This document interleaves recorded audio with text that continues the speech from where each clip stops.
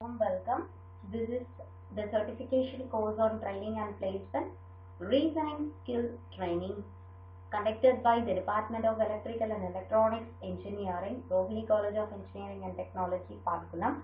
And I am Dr. N. Amudapriya. I am the course instructor of this certification course, and I work as an assistant professor in the college. Let us see about the non-verbal reasoning. Here we can see a picture is being represented with several combinations like A, B, C and D. The thing is, we have to find out the picture here. Here we have given the answer figures. It is either 1, 2, 3, 4 or 5. With the analysis based upon the first two figures, you have to suggest or you have to find out what will be the answer here. So we can see here just the value. This is a clockwise turning one, and here it is an anti-clockwise turning one. Here the stem is at the bottom, here the stem is at the top. You have just inverted it. So here also you have to just invert it. So how the value will be? Obviously you can say it is 1. You have just inverted it, and so it is nothing but 1. And the next question is, here we can see the second figure in the first part of the problem figures bears a certain relationship to the first figure.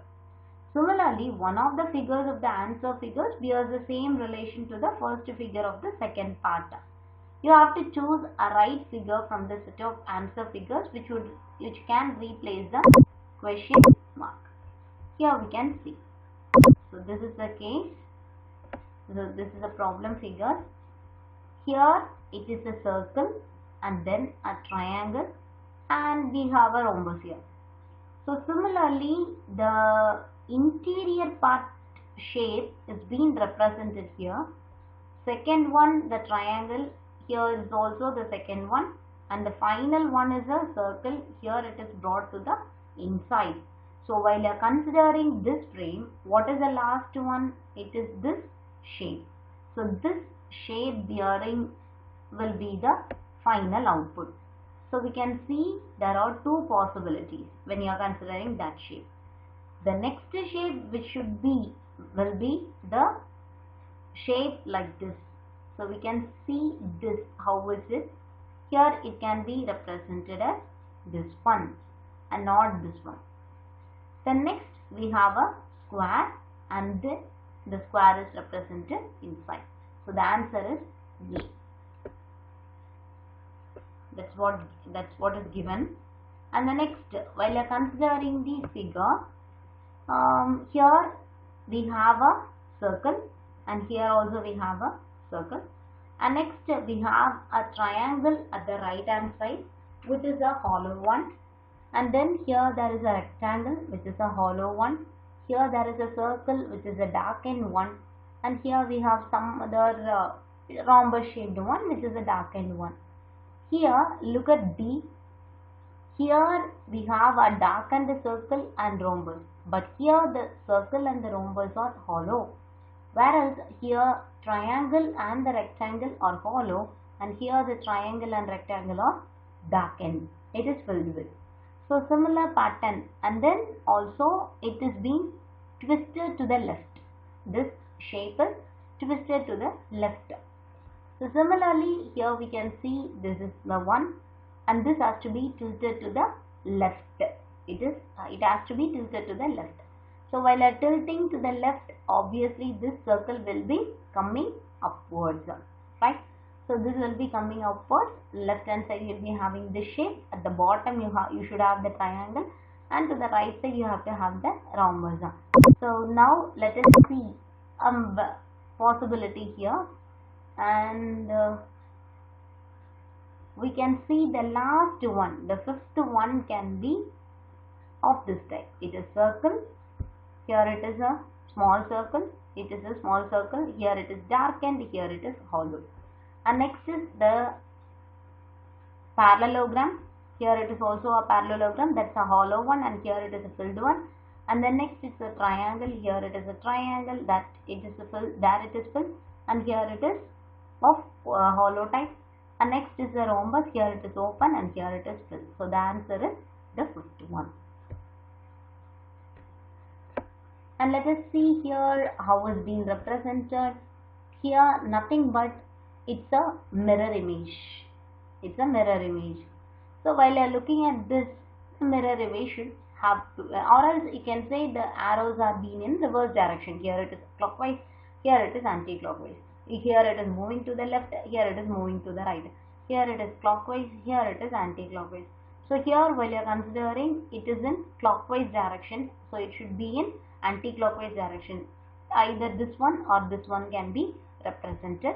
And here it is in the downward direction, here it is in the upward direction. Here there is no direction, so let us keep this one.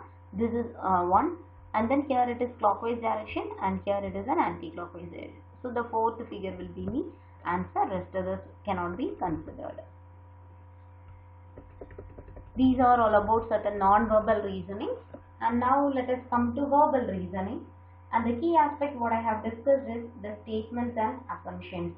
Here I have given 5 different problems, and we can see whether how it works while considering the assumptions, because in this case you should have some deep knowledge about the language, as well as you have to think how it can be assumed, right? So let us have the statement first.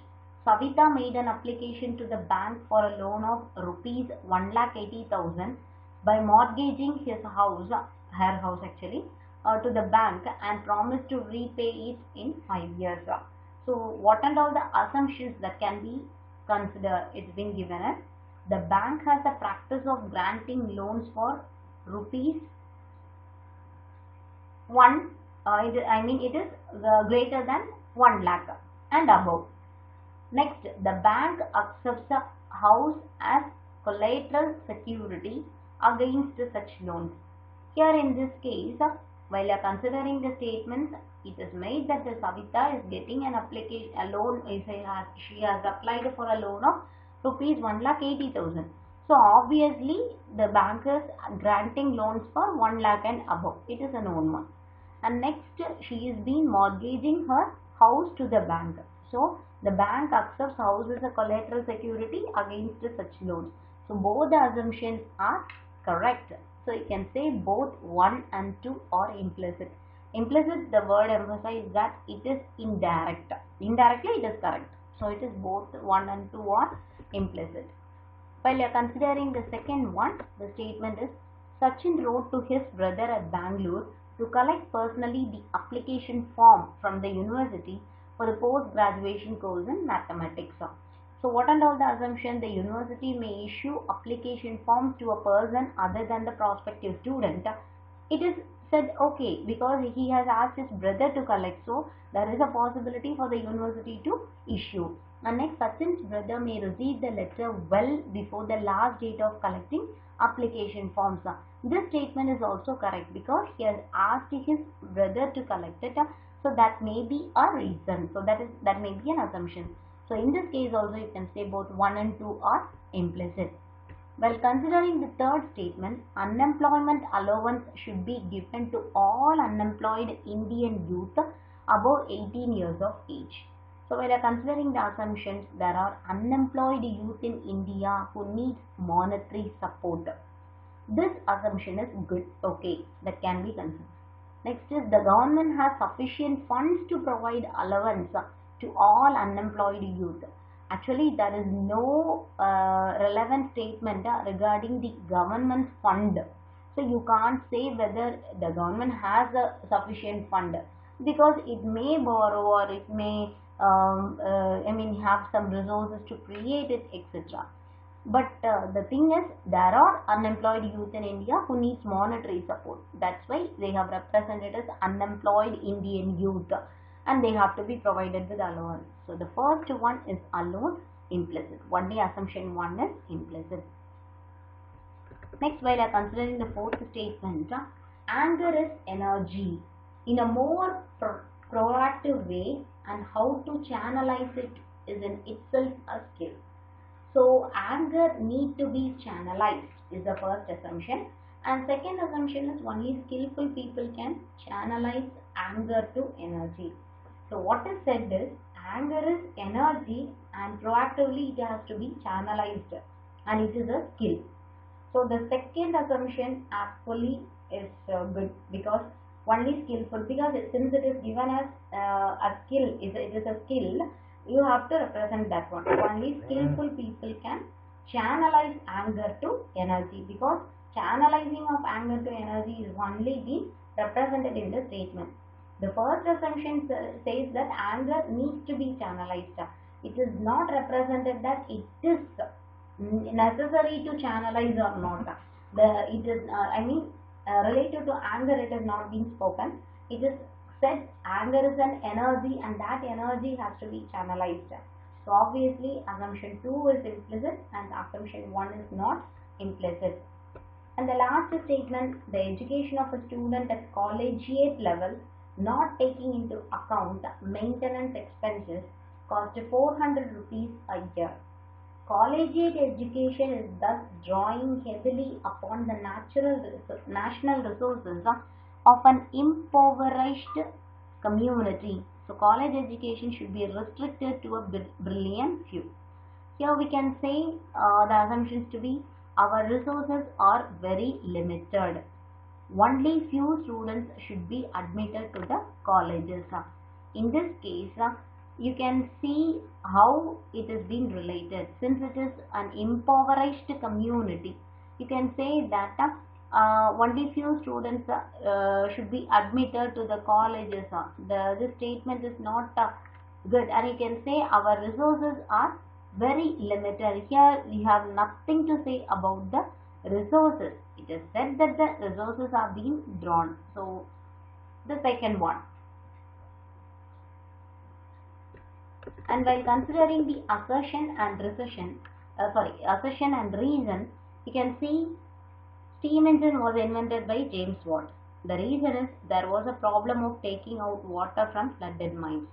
Both are correct. Both A and R, the assertion and the reason are true, and R is the correct explanation of A. While considering the second assertion, when lightning strikes, the sound is heard a little after the flash is seen. Reason, the velocity of light is greater than that of the sound. Both are correct. Both A and R are true, and R is the correct explanation of A. Next is diamond is used for cutting glass. Reason, diamond has a high refractive index. First one is, both are correct, but R is not the correct explanation of A.